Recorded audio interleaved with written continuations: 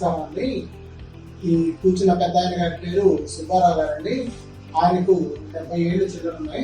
ఆయనకి గతంలో మరి బయలేటర్లో 2 మోకాళ్ళు ఆపరేషన్ చేసి ఉన్నారు. తర్వాత బైపాస్ సర్జరీ కూడా చేస్తున్నారు.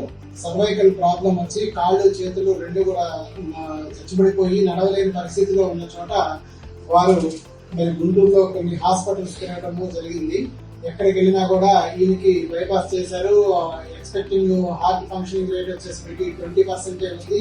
ఈయన టేబుల్ మీద ఇబ్బంది పడిపోతారు అని చెప్పడం మూలన వాళ్ళు తెలుసుకొని డాక్టర్ శ్రీకాంత్ రెడ్డి గారు నారాయణ సూపర్ స్పెషాలిటీ హాస్పిటల్కి వచ్చి శ్రీకాంత్ రెడ్డి గారిని కన్సల్ట్ అవడంతో సార్ ఒక 3 రోజులు హాస్పిటల్లో ఉంచుకొని కార్డియాక్ ప్రాబ్లమ్ ని మినిమైజ్ చేసి ఆ తర్వాత సర్వైకల్ సర్జరీ చేయడం జరిగింది.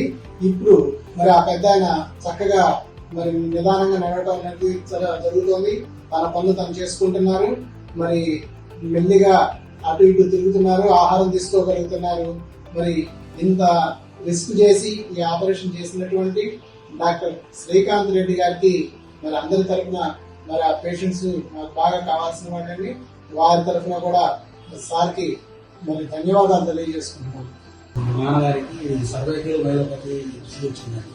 2 హాస్పిటల్ తిరిగాము. అది వాళ్ళు ఆపరేషన్ చేస్తే ప్రాణాంతకమైన ఆపరేషన్ ఖచ్చితంగా ప్రాణం పోతుందనే విషయం చెప్పారు. భయం వేసుకుని ఆపరేషన్ అనుకున్నాను. కానీ శ్రీకాంత్ సార్ గురించి తెలుసుకొని మేము ఇక్కడికి నారాయణ హాస్పిటల్ వచ్చాము. నారాయణ హాస్పిటల్ సార్ కూడా ధైర్యం చెప్పారు, ఇట్లా చేస్తాం మాత్రం చేస్తామని చెప్పారు.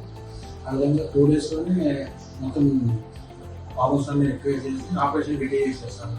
ఆపరేషన్ చేశారు, సక్సెస్గా నడుస్తున్నారు. మా పాత మోకాలకు సంబంధించిన కూడా కొంచెం ప్రాబ్లమ్స్ క్లియర్ చేశారు సార్.